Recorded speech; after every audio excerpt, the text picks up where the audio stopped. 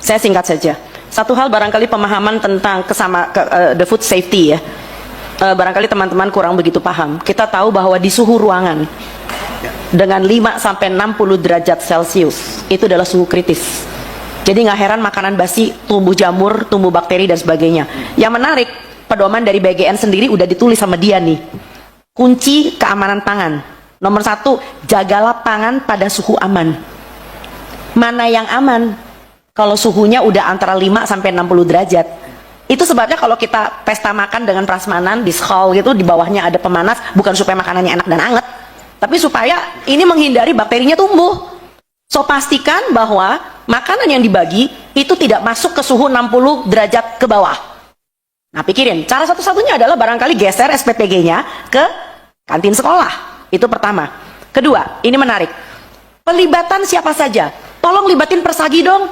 Kita punya Persatuan Ahli Gizi. Nah, yang menarik Bapak Ibu, barangkali ini pemahaman juga buat Anda, punten, izin. Ahli gizi Indonesia tuh banyak sekali reno-renone. Nek wong Jawa ngerti reno-renone apa? Jadi ada namanya ahli gizi yang berasal dari teknologi pangan. Kalau ahli gizi dari Tekpang, wah nggak heran dibelain itu semua kemasan karena yang penting hitungan kalori. Mereka adalah penghamba UPF. Nah, libatkan juga TPG, tenaga pelaksana gizi. Mereka adalah orang yang paling tahu di lapangan. Ya, kader. Nah, kenapa kelihatannya kader Posyandu TPG nggak dilibatkan?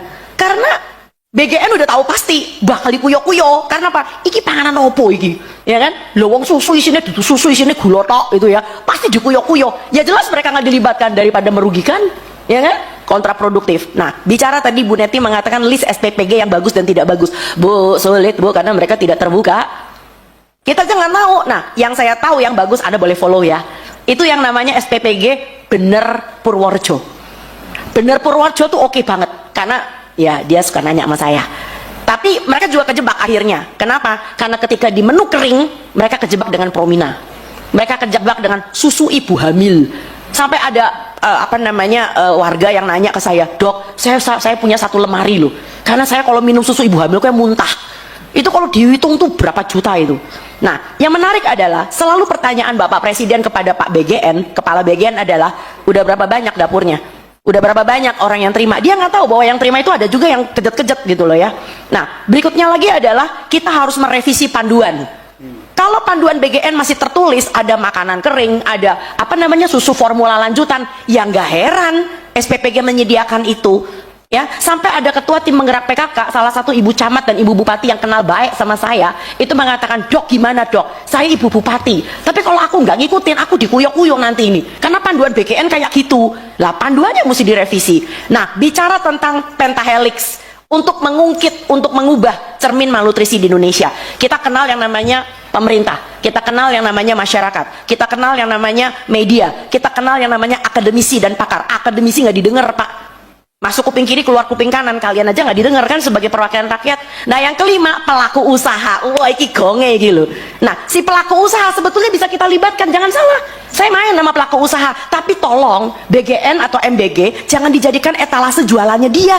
Enak aja, mentang-mentang harga diskon, dikasih susu ibu hamil, susu formula lanjutan. Kalau dia mau terlibat, sediain itu dapur yang benar di kantin sekolah. Sediain itu mobil dengan berpemanas sehingga anak-anak ketika menerima makanan itu masih 75 derajat Celcius, tidak mendidih tapi masih bagus ya. Coba Anda cek di belahan dunia sebelah mana food tray itu disusun, diikat nganggo tali rafia gitu. Mesano itu kasih Indonesia itu loh. Ya, jadi Anda lihat bahkan di India aja mereka membagi langsung di dapur makanan basah, makanan yang keluar dari panci. Oke, and then ada satu lagi. Ada anak yang sebetulnya punya kebiasaan sarapan Bapak Ibu. Tapi gara-gara ada MBG, dia jadi nggak sarapan. Karena apa? Takut dimarahin sama gurunya karena makannya nggak habis. So jangan melihat dari satu sisi anak yang tidak sarapan loh. Ada anak yang kebiasaannya bagus udah sarapan, malah jadi nggak jadi sarapan. Dan yang berikutnya lagi adalah pikirkan tenaga SPPG yang sudah direkrut. Ya, kita juga nggak mau melakukan moratorium karena mereka adalah orang-orang yang udah senang dengan gaji 1,8 juta. Kayak kemarin tuh ada yang keluar di TikTok ya, wih gaji gue bagus, sementara di tempat itu guru cuma 300.000 honornya per bulan. So saya tidak mau juga Posyandu keseret karena sekarang udah kelihatan nih Posyandu mulai keseret. Saya udah bilang karena apa? Karena mereka sudah mulai membagi susu-susuan yang berasa-rasa, mulai membagi biskuit-biskuit. Nah, satu hal lagi adalah yang lebih penting, tolong bedakan rekomendasi dari kritik. Saya pengen pemerintah kita itu dengar ini rekomendasi karena kita semua sayang bangsa ini. Kita cinta bangsa Indonesia, apapun warna kulit kita, apapun bentuk mata kita. Kita adalah orang Indonesia. Tapi tolong, semua yang sifatnya ingin mendukung dengan suatu ide-ide tertentu, jangan dianggap sebagai kritik. Jadi berasanya kayak the super body yang selalu benar. Itu sebabnya kenapa mereka tidak melibatkan posyandu, tidak melibatkan TPG, tidak melibatkan dan sebagainya. Bicara tadi Mas yang mengatakan tentang UPF yang masih bisa diterima. Barangkali saus tomat masih bisa diterima kali ya. Kecap masih bisa diterima kali ya. Ya, tapi bukan yang namanya saus tiram masih bisa lah dikit-dikit lah ya. Itu kan UPF juga. Tetapi tolong jangan biskuit, jangan roti kemasan. Dan tadi menarik bahwa salah seorang yang mengatakan bahwa Indonesia itu kekurangan makan sayur dan buah. Bapak Ibu, dari survei Kesehatan Republik Indonesia 2024, Anda tahu jumlah orang Indonesia berapa persen yang kurang makan sayur dan buah? Saya sebutin angkanya biar kejet-kejet. 96,5%. Ini adalah tanah air yang kaya. Varian sayur dan buah terbanyak di seluruh daerah tropis ada di negeri ini. Tapi Anda bikin anak-anak Anda makan bakmi, anak-anak Anda makan spaghetti, requestnya adalah burger. This does not make sense at all. Terakhir, intoleransi beda dengan alergi. Jadi kalau nanti misalnya Anda memanggil BGN dan BGN dengan gagahnya mengatakan nggak ada tuh yang muntah, lah iya, intoleransi beda dengan alergi. Alergi saat diberi langsung muntah, langsung diare, langsung mencret, langsung berak-berak. Tapi intoleransi itu ibaratnya seperti Anda punya mertua 3 bulan di rumah. Kalau dia baru datang 3 hari, nggak apa-apa, it's okay. Tapi begitu mertua ini mulai 3 bulan, jadi yang disebut dengan exposure, paparannya harus sering. Tiap hari minum susu, lah jeder. Setelah sebulan 2 minggu, mulai kembung, mencret. Itu intoleransi. Jadi intoleransi beda dengan alergi. Jadi saya sakit hati kalau ada orang mengatakan itu dasar norak aja nggak biasa makan enak. Bukan nggak bisa makan enak karena diintoleransi. Dokter kan juga nggak bisa makan tiramisu. Barangkali itu aja. Kami di sini semuanya dengan senang hati ingin membantu karena kita adalah bagian dari rakyat Indonesia. Undanglah kami nggak dibayar, kami juga mau kok. Tenang aja. So silakan Bapak Ibu yang. Halo, selamat datang kembali di akun saya. Mari kita review komentar-komentar para netizen terkait video tersebut. Anak bangsa bodoh bukan karena kurang gizi tapi tidak bisa sekolah karena mahal. Seandainya anak bangsa pintar, cerdas, jadi ilmuwan, gak ada gunanya juga karena oleh negara tidak dimanfaatkan. Justru ilmuwan Indonesia lari kerja ke luar negeri. Ibu mewakili masyarakat kecil sebab kalau rakyat ngomong malah diintimidasi, dikira menjelek-jelekkan program pemerintah. Ini Presiden Prabowo pura-pura gak tahu apa yang terjadi, selalu melindungi konco-konconya. Terima kasih Bu, Anda sudah mewakili unek-unek rakyat Indonesia. Lebih aman dibubarkan saja Bu daripada banyak anak yang pingsan keracunan. Dokter ini pintarnya banget, harusnya diangkat jadi tim ahli MBG.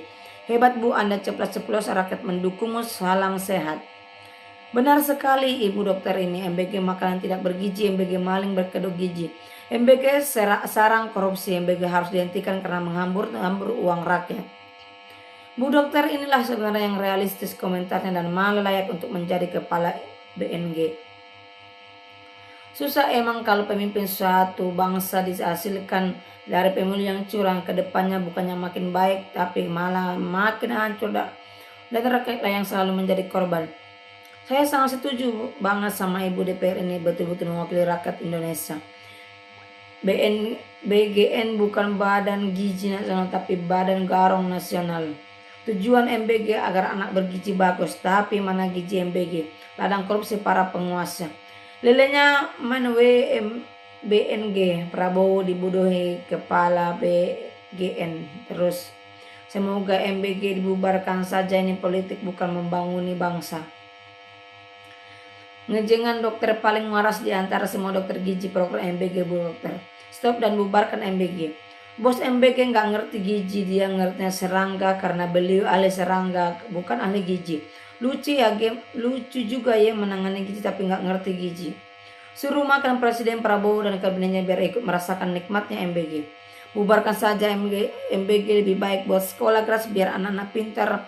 Dari dulu orang tua ngasih makan anak, masalah makan tanggung jawab orang tua. Hentikan MBG, ganti sekolah gratis, itu baru mencerdaskan bangsa. MBG sarang koruptor, tugas ke hak wakil rakyat, hak hidup wakil rakyat dan rakyat. Indonesia kaya hasil alim yang tolong dia audit 20 juta per bulan Mahmud MD. Harusnya wakil rakyat kita seperti ini, penjelasan dengan ilmu yang sesuai dengan bidangnya, jangan ahli serangga dijadikan ahli gizi. Kasih tahu sama semua orang tua jangan makan makanan yang diberikan. Kalau semua orang tua menolak MBG juga bakalan tutup.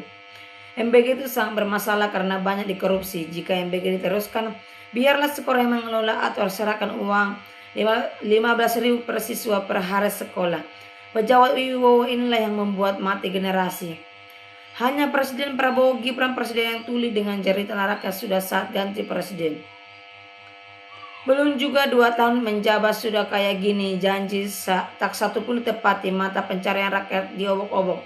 Rasanya pengen ngamuk, tapi apalah daya, nunggu pemilu masih lama banget. Pasrah sajalah penjalani masa-masa pemerintahan sekarang. Kedepannya harus sangat hati-hati sekali mencari calon pemimpin. Ibu ini wajib jadi ketua BGN, itu permintaan kami rakyat. Teruskan aja MBG biar hancur negara ini, rakyat makin sulit.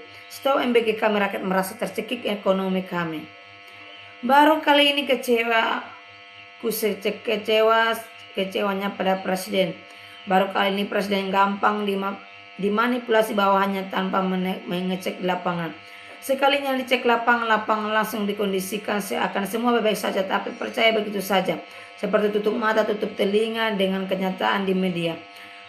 Hapus MBG banyak yang salah gunakan.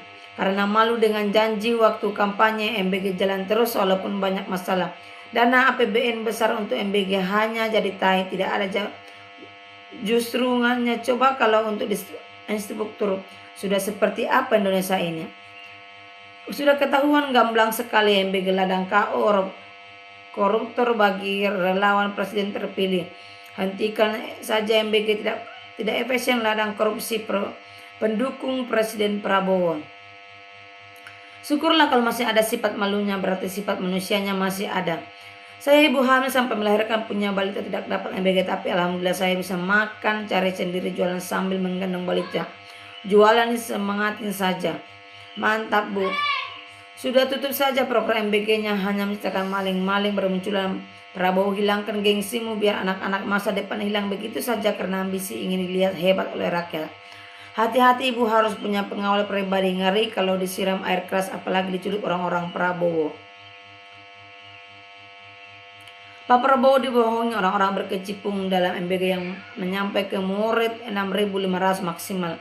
Sudahlah bubarkan MBG, duit negara jadi mubazir. Dialihkan saja ke bansos, sekolah gratis, kesehatan, pendidikan gratis. Bapak Presiden akan lebih terhormat oleh rakyatnya. Betul sangat sekali. Daripada bangun dapur MBG, langkah sangat baiknya bangun dapur di setiap sekolah-sekolah untuk langsung memasak di tempat dan waktu istirahat makan bisa langsung disajikan. Sangat aman sekali. Dan untuk di setiap kelurahan desa bangun satu dapur juga untuk pembagian lingkungan masyarakat yang bisa terpenuhi langsung. Ngono melalui apik biaya dan kondisi makanan terjamin. Simple yang kami inginkan program ini dikoreksi, revisi dan dewasi, bukan malah CEO MBG pasang badannya. HD liar. Pak Prabowo pura-pura tidak tahu aja itu. Prabowo selalu terima laporan yang bohong dari bawahannya. Laporannya selalu baik terus, padahal MBG banyak yang keracunan dari makanan basi, busuk, jamuran. Pak Prabowo dibohongi toh. Betul Bu, saya pemilih Prabowo kecewa berat. Masalah MBG giginya di mana? Menciptakan korupsi, lebih baik pendidikan gratis. Pak Presiden menunjuk kepala MBG ahli serangga yang pasti banyak racun. Jadi yang dikasih racun bukan gizi. Bubarkan aja MBG cuma untuk permainan, banyak yang korupsi. Ingat dosa bos MBG, mikir korupsi sampai botak. Keren ini. Pak Presiden, mumpung rakyat masih percaya sama Bapak, bubarkan saja MBG Pak. Terlalu ambisi padahal nggak seberguna. Seharusnya subsidi BBM, listrik, sekolah gratis, soal gizi biar ortu masing-masing. Anak yang urus, saya yakin Indonesia aman dan bisa lanjut 2 periode. Soal proyek korupsi cari lahan, jangan sangkutan rakyat. Jawabannya satu, ambil keputusan stop MBG. It's nggak ada gunanya, benar kata ibu ini. Dengar itu para pengelola MBG. Stop MBG, dana dialihkan ke sekolah dan kesehatan gratis untuk mencerdaskan anak bangsa. Benar Bu, kasih paham biar ngerti tentang makanan Pak Presiden biar aman.